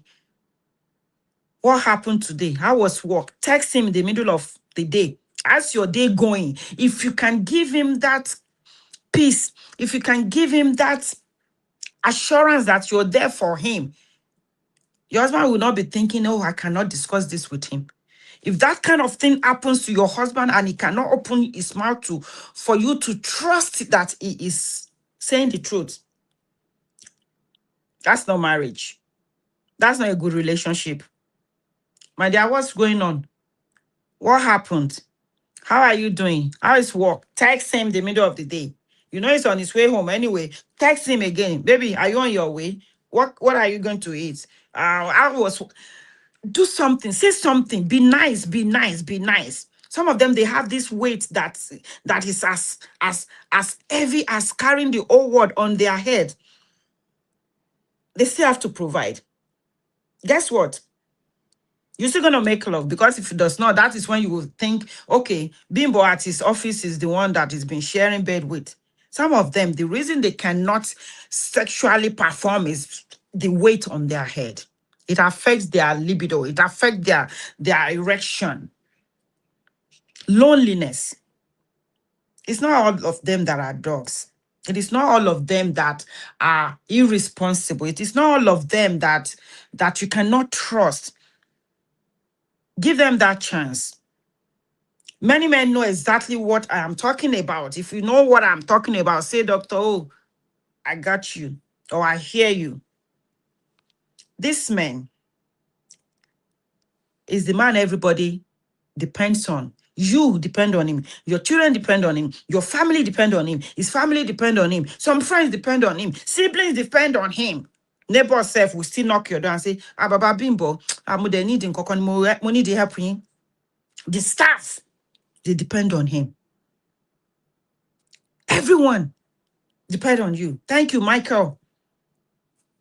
The man who solve problem, everybody's problem, especially when you're that strong man or you're that man, you are the pastor, you are the KBAC, you are the reverend, you are the head of the family, you are the olori ebi, you have an important position. That's an extra. You see those kind of men, if you are close to them, be nice to them. Be very, very nice to them, because what is going through their mind, what is going through their brain, what they are processing, trying to process, especially when they have money, shikini, Nigerians, when they have shikini money, the kind of heavy load on their head, even people that are not related to them, they still want them to do like, they bring color doctor. Oh, I don't know you from nowhere. I'm just trying to help. They make it your responsibility. This is the same man that pays bills, the same man who protects his family, is thinking, is planning of what to do, how to protect the family. The same man carrying this weight. Oh, what happens when they're tired? I have them. They have high blood pressure. That is when their sugar level is up and down, up and down. That's when what happens when these men get tired? It is not funny. When these men get tired, what happens? Tell me now, tell me. What happens when he becomes overwhelmed? What happens when he becomes tired? What happens when he begins to struggle? Thank you, evolve with ego. What happens? Who notices? Who is noticing? Some of them are married. The wife is not even noticing. Our one is, baby, the children's school fees. Darling, they're still demanding. You don't even stop. Just stop and look at your husband and say, baby, look at me. Eyeball to eyeball. Are you okay? How was work yesterday? Or how was work today? How is your day going? Call him on video call at work and say, baby, how are you? Have you eaten? You know, one lady said, Doctor, oh, you will be suspecting me like Kilo Shele. I said, because you've not been doing it before, begin it. Ojo kontabari binibi wole. Something starts in a day. I cannot date anybody unless you just feel like my own is too much. That is the way I operate. One guy ran away from me. We just started talking, oh. Just that, okay, good morning. Because I'm going to be busy. You can't call me during the day. So I can text. When I have break in between patients, I can call. Good morning. Okay, good morning. How are you doing? I have an amazing day. If I'm really, really into you, I start my day with praying for you. You know, call you, pray for you, or send you a text. It's prayer. Even if it's have an amazing day, it is something. You want to see that have an amazing day. Sometimes some of you will send me messages when I'm down or when my brain is about to explode. Guess what? I will go and check that your message. Just one line of Dr.O, don't worry, God's got you. It's enough for me. Just one message of, okay, somebody sent me, on Monday when I posted what I posted, I mean, I was really down. You just don't know. But one thing is, when I'm down, I quickly just like, oh, I'm okay, Doctor. You have nobody. You have the understanding. God bless you. Honestly. So some of you sent me messages. One of them is this, my son. We don't talk all the time, but I know he follows me. Afolabi, he follows me all the time. He has one Muslim name. He sent this message. I'm telling you, I do not cry easily. I'm a tough nut. I was reading, maybe he's watching me now because these were following me like bumper to bumper. His message made me cry. I just finished my last patient for the day, and I saw that he sent me a message. He already sent me one. I mean, I just quickly brushed through it and like I just needed something to encourage me, and I was so happy. And I read it. I just started crying. The tears were just flowing, you know. And it's rare for people to get into my brain. It's rare for people to tell me exactly. And I said it that day. I said, my dad would say the perfect thing. My dad, I was so close to my dad. If it's these days, some people would have been saying maybe our father is sleeping with her, because I'm this person that would jump into my dad's bed, get into their middle. They never had a separate room. Even as an adult, I left home when I was 25, and I know I was still sick that year. I would just crawl, knock their door in the middle of the night, and go sleep in their middle. That was how close I was to my dad. Anything, he will have the right answer for me, the right. I think God gave me to my father just to be my father. You understand? So it's rare when I see people get to me like that. This guy, I just, and then somebody else is like, oh yeah, talk to daddy. Sure, you understand? And I saw it and I laughed. I read Afolabi's first, I cried. And I saw talk to daddy. What's going on? I didn't tell anybody anything. Even now, because I'm like, what would I even say? It's nothing in particular. I just felt so overwhelmed that day. Like, God, this is too much. I'm carrying too much that I'm supposed to. Some men are like that. We have some women in that position, but I'm talking about men today. These are men who notices, who ask, who stays. Because some of you that have side chicks and girlfriends and stuff, they want money you can't give them. They're gone. Somebody else is there. I lost mine 2 years ago and I feel it every day. I miss my father every day. I was closer to my dad than my mom. Every single day. I need an advice. I need something. My birthday, this and that. I miss him. I'm like, oh, I wish daddy is here. I wish daddy is here. I wish daddy is here. Who hacks? And I think I wasn't his wife. I understood him more than my mother. Because sometimes I'll tell my mom, like, sorrow. You know, he will open up to me, he will talk to me, he will talk. How many women? I think he taught me a lot. And it was like, where is all this coming from? For my father. Study your man. Be his friend. Be his peace of mind. Oh no, if I want to marry everybody's husband, I can do that. Because I am that peace of mind that a lot of them want. But guess what? I don't need them. I reroute them back to their to their wife. You know? Be that woman. Don't just be taking from him. Don't just be taking his time, his money, his. Be the giver. Be the giver. Nurture him. Some of them are very responsible. Some of them are needing. They need you. One of the greatest tragedies many men experience is that people often love them for what they give, for what they provide. Some of you women, either married or boyfriend or relationship, you love him for what he is providing. Do you love him if he cannot provide that thing? It may not be money, or it may just be sex. Do you love him if he falls sick today and he cannot give you that sex? Are you still going to be there? I was still telling somebody today, I said, you don't love this man.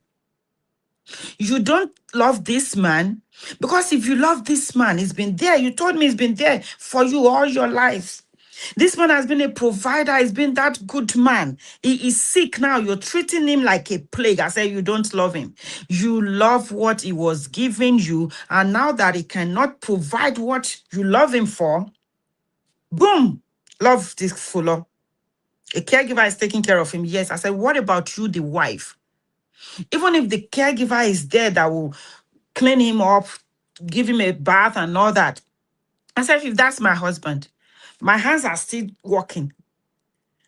Caregiver will not be giving him a bath. Not because, oh, he will see his nakedness. Oh, he doesn't even care about his nakedness.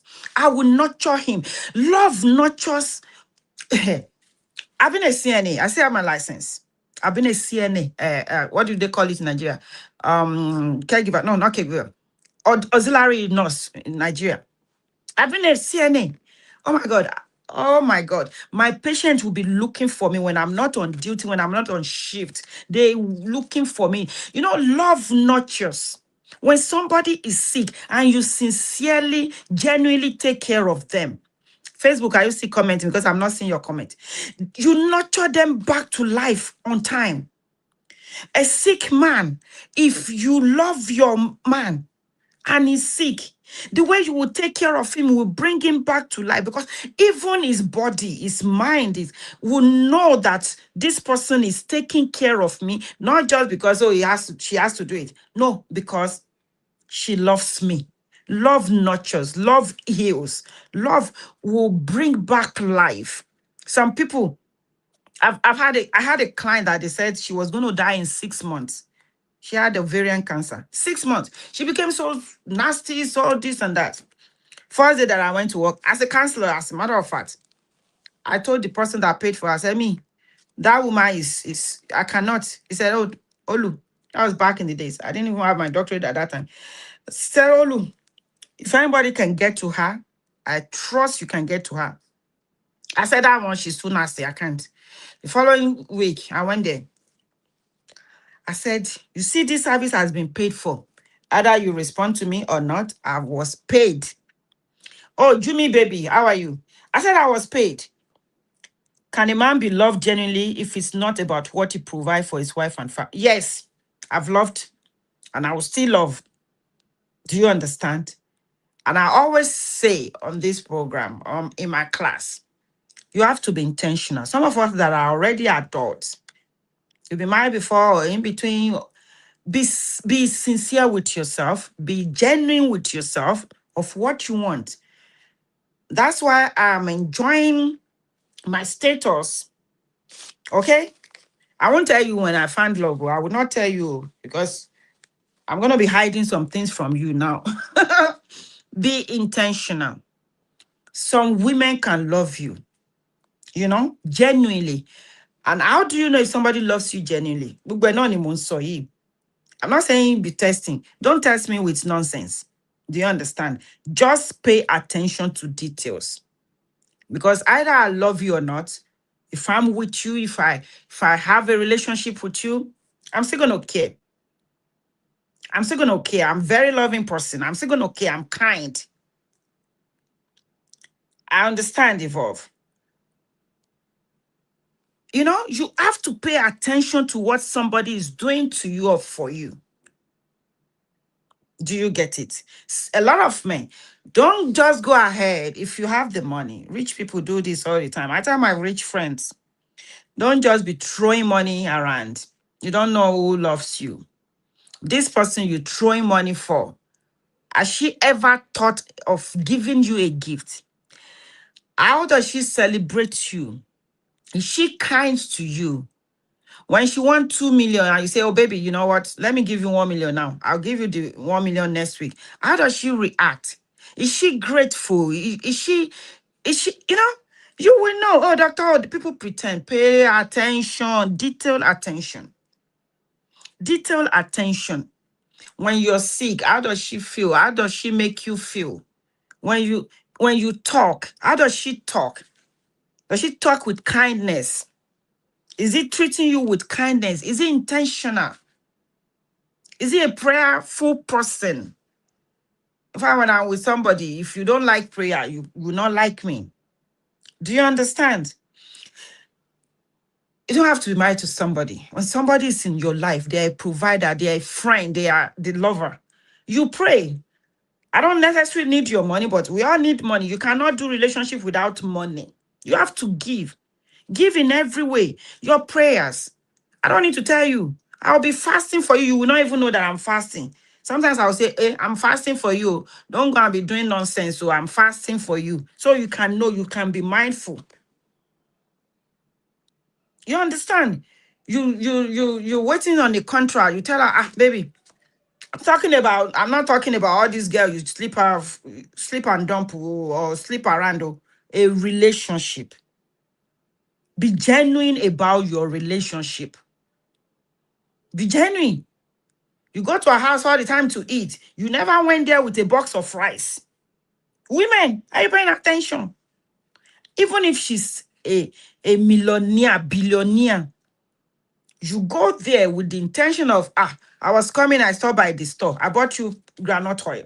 I bought you a bag of rice. Or I bought you water. And now you married him. You're saying he's stingy. Are you insane? All this 1 year, 2 years relationship, 3 month relationship, you did not figure out that this man is not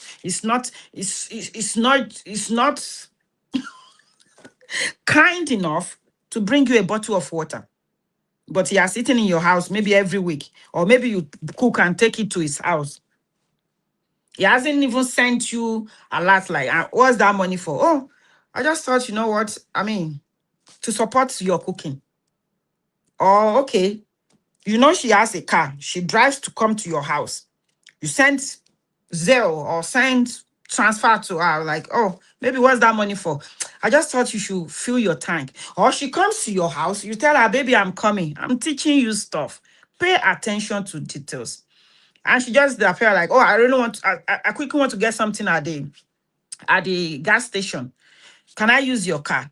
You went there to fill your tank up because probably know you may not take his money. Some women are like that. Me, I used to do that nonsense independent. I don't do that again. So if you don't do, you don't want to do. And I know I cannot be with a man that is not giving. I can outgive anybody. And now that I'm aware that I'm intentional, those are the things that will cause resentment. You keep giving and somebody is not giving back time, giving back gift. Me, I can outgive you. Gift.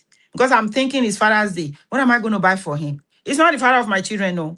But I'm in a relationship with him. I'm thinking his birthday is coming. What am I going to gift him? It is important. I taught my kids all this. They know I really don't care for flowers. They will buy gift and still buy flowers. They will handwrite cards. My children still give me card, oh. Where is the one? They still give me cards. I said I was going to post what they wrote for me this birthday. They will write and write it. They really don't post me online. They don't care. I don't follow them. We follow each other, but I don't even see what's going on there. They will write. I know they are intentional. They will write. They ask me, Mommy, what do you want for your birthday? I'll be like, nothing. I told you guys, I have 2 laptops. Whatever nonsense they both did at the same time, they stopped working. One became slow. My son was trying to fix it. I think he did.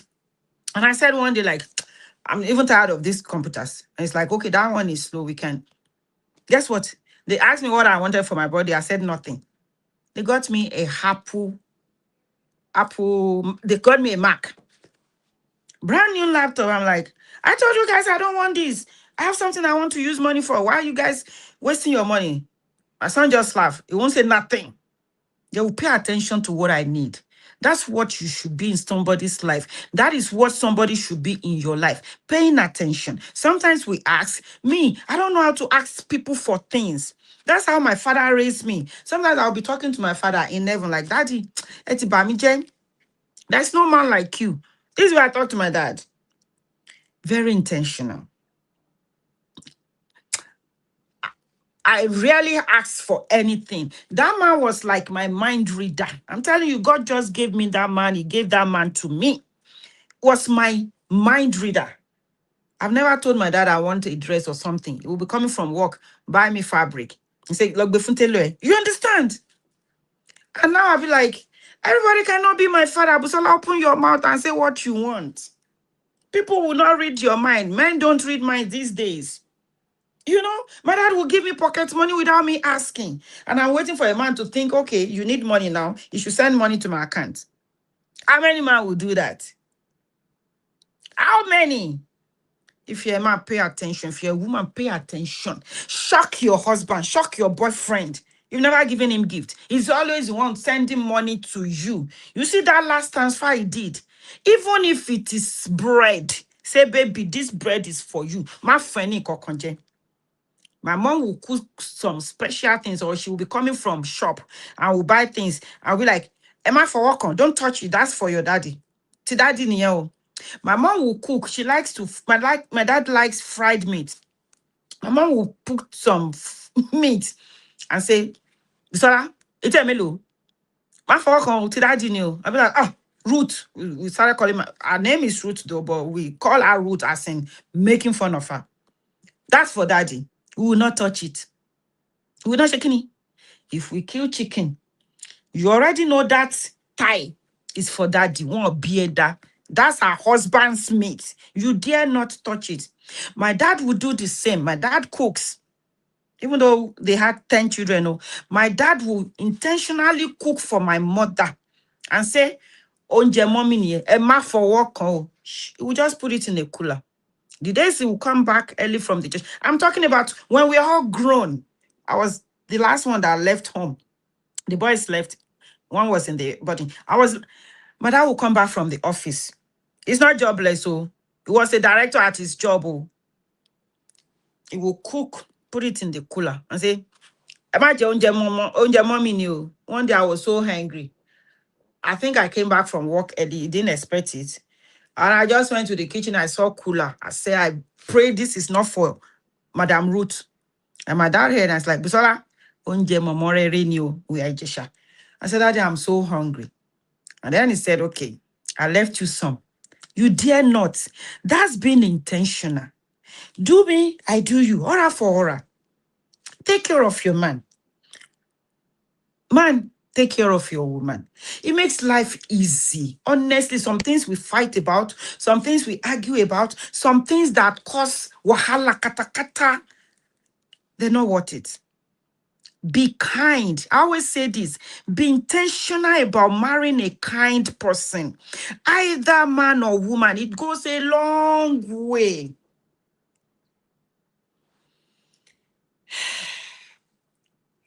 As long as it's providing, you don't care. As long as he's producing, you don't care. As long as he's protecting and performing, as long as they are problem solvers, you are fine. He is not fine. He is lonely. He is wishing that he can tell you what he is going through. He is wishing that he can share his stress at work. He is wishing that he can tell you that girl at work. You know, some women, when they want a man, they want you at all costs. Maybe if he was free to tell you, you would have been able to advise him. You would have been able to stand there for him. You would have been able to protect him. You would have been able to guide him. Protect your man. Italeo. Some women are terrible. They are evil. If you give him that chance, if you give him that freedom to be able to share, some things will not come to, And I said last week, don't ever let anyone get you to that point of, I can't talk. I'm trying to blackmail. Brain meeting, slow down. Don't let anyone blackmail you. I was telling you about the story of that man that jumped because, okay, girlfriend wants to go and talk to his wife. Let her go and talk now. Go home and dobale and say, baby, I have done what you don't expect. But I would rather say this than go crazy. I would rather say this than continue to pay for high blood pressure medicine. Talk to her. Even if she doesn't forgive you, you will know you have died a good death. You will, you will know that at least somebody is not coming from outside. How can you be paying ransom to a lunatic when you can go home and confess? Value your man. This is all about men. Okay, Dio. Value your man. I don't even have 47 minutes. I have somebody coming at 5:30. What happens when we feel lost? What happens when they need support? Many men secretly fear that if they start being strong, they will disappoint everyone around you, the wife. Some women will be saying, oh my God, I was a man. I felt sorry for him. As a matter of fact, I will never tell anybody, leave your wife. I said, if you don't leave this woman, you will pay for your time. Do you understand? So they keep going because they're scared to say, baby, I'm tired. Maybe I need a rest. Maybe this is what's going on. They keep going. Even when they're exhausted, they keep going. Even when they are struggling, they keep going. Even when they feel completely alone. Some men are sitting in this crowded. You're feeling lonely. Some, you sleep beside her. You sleep beside her, you're still feeling lonely. You just finish having sex, you still feel lonely. You're surrounded by friends and children and everybody, you still feel lonely. Not because there's nobody around, but because nobody truly knows what you are carrying. The truth is that many men have become so accustomed.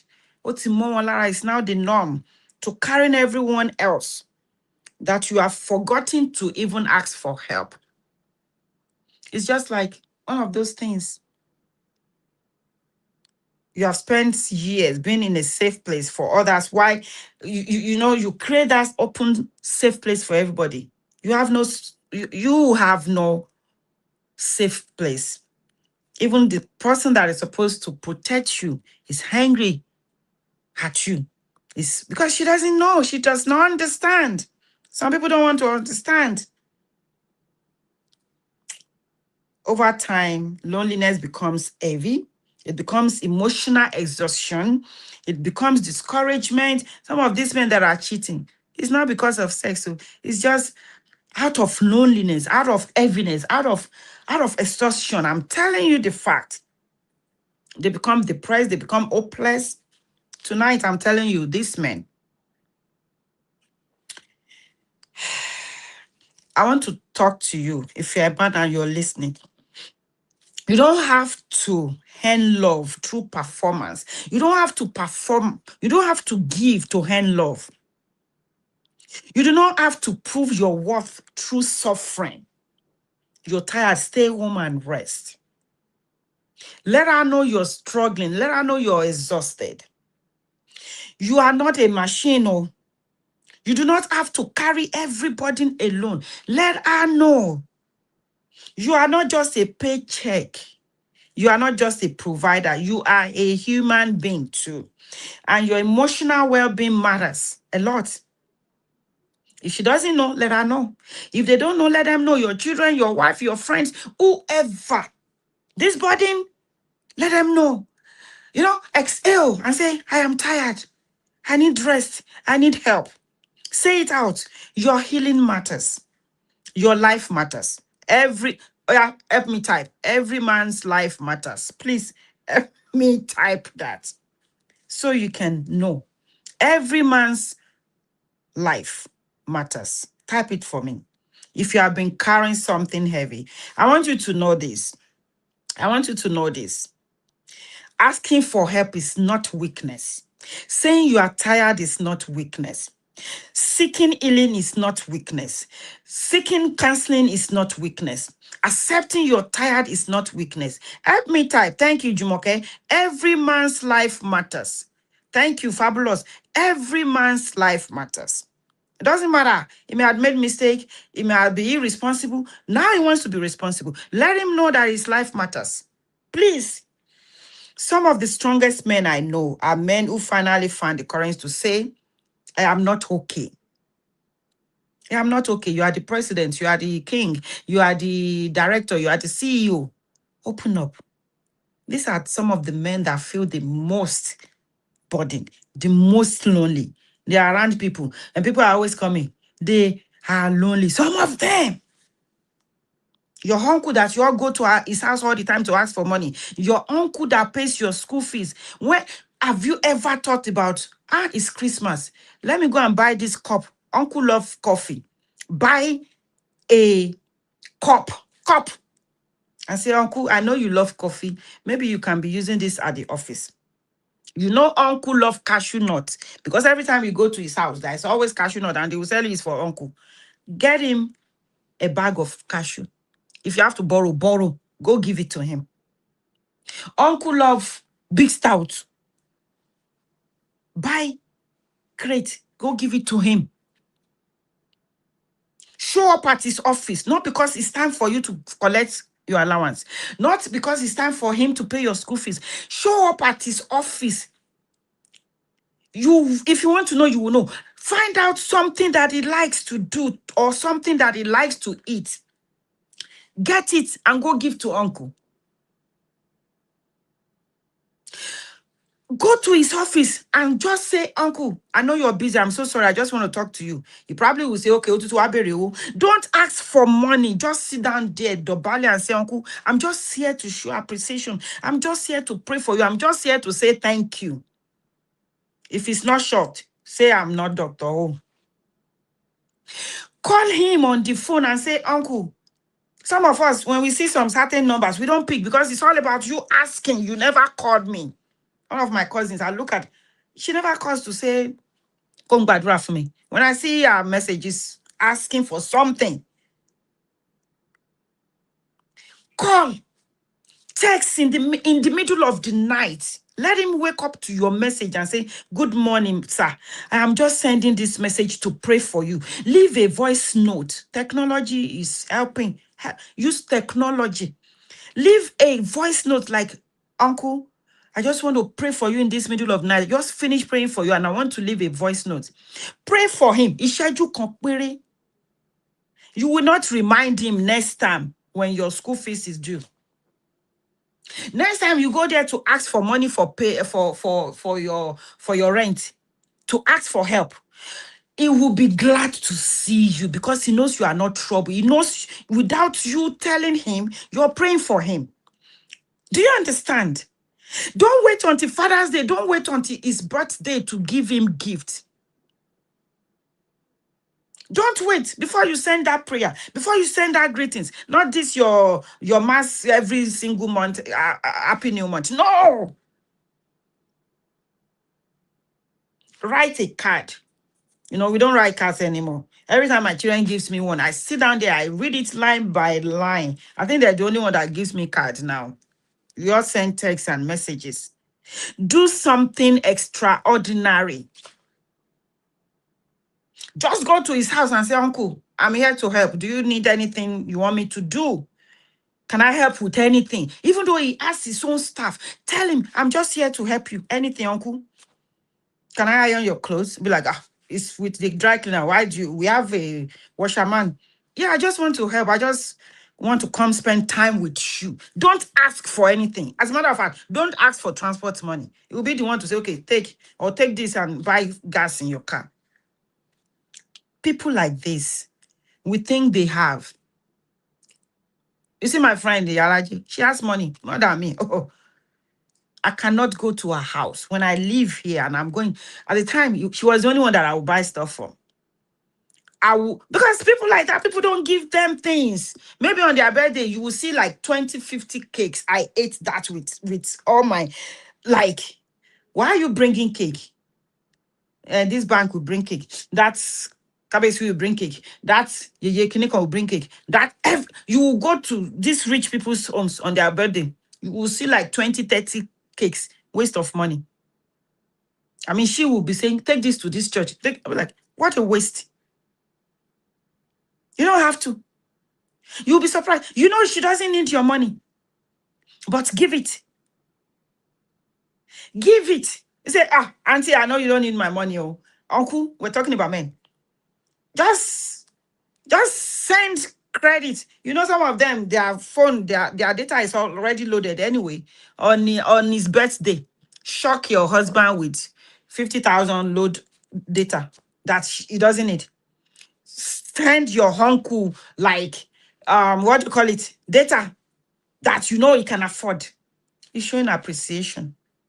Show up with suya. Show up with orange fruit. No, you can never go wrong with fruit. Show up with fruit. You can never go wrong with bread. I think you're complaining about Nigerian bread now. Show up. If he does not eat it, somebody in his house will eat it. Don't just ask and ask and ask. Before I close, I want to ask every man listening a question. This is not a question for your public image. This is not a question for your reputation. Not a question for your strong version of yourself. This question is real. When was the last time, men, or I'm asking the men, be honest. When was the last time someone truly asked you how you were doing? It may be your wife, your children. When was the last time they truly asked? When my children just ask me, Mommy, are you okay? How was work today? How are you doing? How are you doing? They ask, my kids ask, that one is cool. We just call, Mommy, how are you doing? Are you taking care of yourself? I'll be like, yeah. And then, did you call your doctor? When was the last time you had your physical? I'll be like, I did. Mommy, don't lie to me. I'll be like, it's true. Let me call. She will call me tomorrow to remind me. Did you call? The one I told me, like, how are you doing? She will look into my eyes. I don't know, a counselor anyway, but teach your kids, teach people. When you ask them, they will remember to ask you. This is how I raise my kids. So now some things they do, I'm not shocked. How are you doing? If somebody you can see, look at them. You do video calls anyway. Look, eyeball to eye. Daddy, how are you doing? Baby, how are you doing? During the day, call him at work. I'm just checking on you to see how you are doing. Men, when was the last time anyone ever asked you, how are you doing? And stay long enough to hear the truth, because sometimes we just ask questions. We're not waiting for answers. We already have automatic question that we can ask. We're not waiting for answers. Ask and wait. When I look away, know that I'm lying. And my kids already know that by now. They told me, like, Mommy, how are you doing? I'm okay. No, Mommy, look at me. How are you doing? Yeah. You want to talk about it?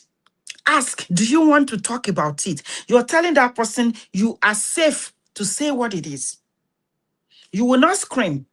You will not shout. You know, calm down, listen.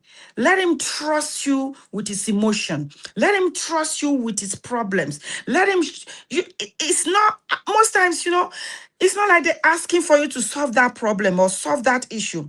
They just want to let it out. You just need somebody to say it, to talk to. So, are you that person that they can make a safe place? Are you? Take a moment and think about that, because healing begins when silence ends. When you stop talking is when it start talking. When you that's when healings start. When you start talking, your healing begins, because you are assuming, you are accepting. So thank you for joining me tonight. I need like 10 minutes to calm down before I see the next person. I want to ask these questions. Men, women, you can answer. What is the hardest part of being the strong one? What is the hardest part? Me, I'll say as a woman, being the provider. You have to provide for everybody. It's hard. When everybody depend on you, it's hard. When they depend on you and they expect you to provide, they expect you to be that person, it is hard. They don't give you time. Healing begins when silence ends. Thank you, Jumoke. They don't give you that avenue. They don't give you that reason not to be. Sometimes you're tired. Sometimes you cannot. But they don't give you that window of maybe she doesn't have. Maybe she can help, not help. Maybe she does not have that time. Maybe she does not have that resources. No. Another question is this: when was the last time you felt truly seen and understood? Like, okay, somebody sees you, somebody understands you. Even when they come and you cannot provide, you can't give them what they want, the time, the money, the resources. Do you feel seen without you providing what they want? Do you feel seen without you being there for them? Do you still feel seen? Do they still see you without what you bring to the table? And ask you another one. What burden have you been carrying that nobody knows about? Me. They know they are troubling me. It is financial. When it comes to God has given me that spirit of wisdom. I can talk from now till tomorrow when I'm helping people. But you see, sometimes I have my own thing that I carry so heavy on my head. And when you feel like anytime you call me, I'm supposed to. No, sometimes I'm in my zone too. Like I need that release. I need that time. I need that space. You know?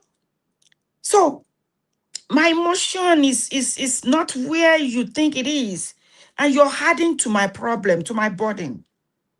What burden have you been carrying that nobody knows about? It doesn't have to be money all the time. What burden? What does emotional support look like for you as a man? The woman in your life, the women in your life, your children. What does emotional support look like for you as a man or for you as a woman listening to me? Emotional support. Is it your husband must be the one? Who is that person in your life that emotionally you can open up to, emotionally you can run to, emotionally you can be yourself, you can be vulnerable. Every single person needs that person in their lives. You need that one person that you can emotionally just bear it. You can emotionally be vulnerable. You can just say, "Gbà mí, mo tún ti dé." Like I can open my mouth without being judged. I keep talking about my father. That was that. I hope before I leave this world, there'll be another person. There'll be another man that can read my mind, because my father was my mind reader. That person that I can open up to, like, Daddy, I need to talk to you. Okay, sit down, let's talk. That you can do the most, you can commit anything and still come home and repent. That helped me a lot in my life. And it will help you as a man. When your wife, especially, is that person you can be vulnerable and talk to, you will rarely commit any atrocities. Because even when I grew and I left home, I went to the Polytechnic, guess what? My friends want to do stuff. They want to go to places that the first thing will be like, okay, would I be able to confess this to my father?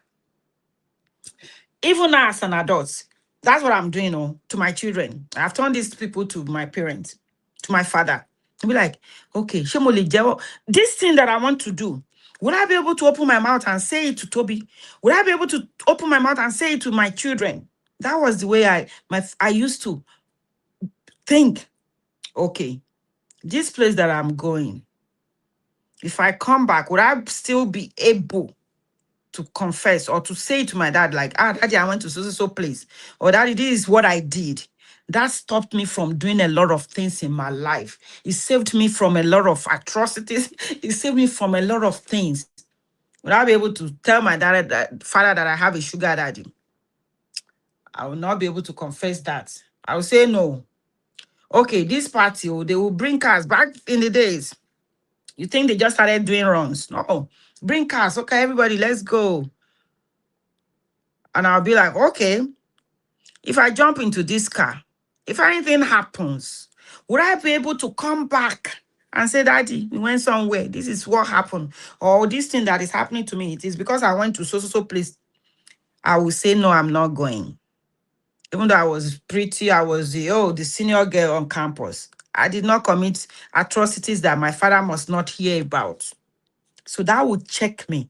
That would check you. If you have that important person in your life, that if anything happens, or even if you just need somebody to talk to, would I be able to say this? Would I be able to go home and tell my wife that I'm sleeping with my PA? Don't do it. Would I be able to go home and tell my wife that I'm sleeping with my pastor's wife? You cannot. Don't do it.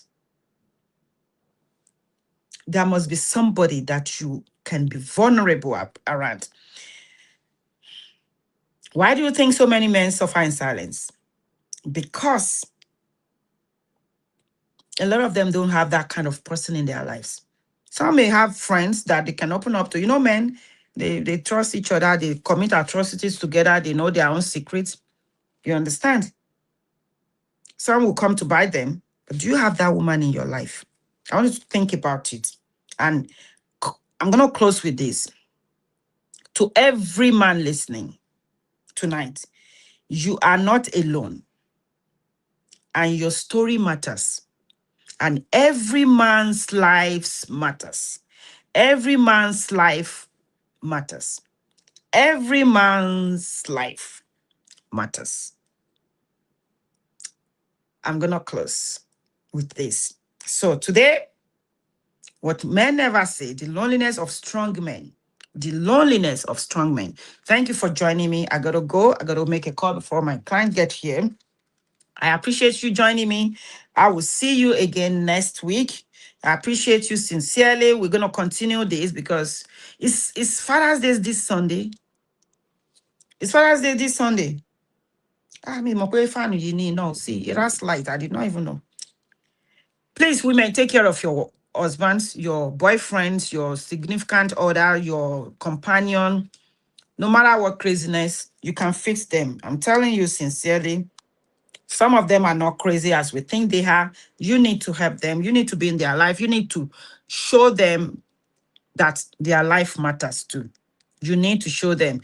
I don't know if Father's Day is this Sunday. I think it is this Sunday. So we'll do something for them next week, Wednesday.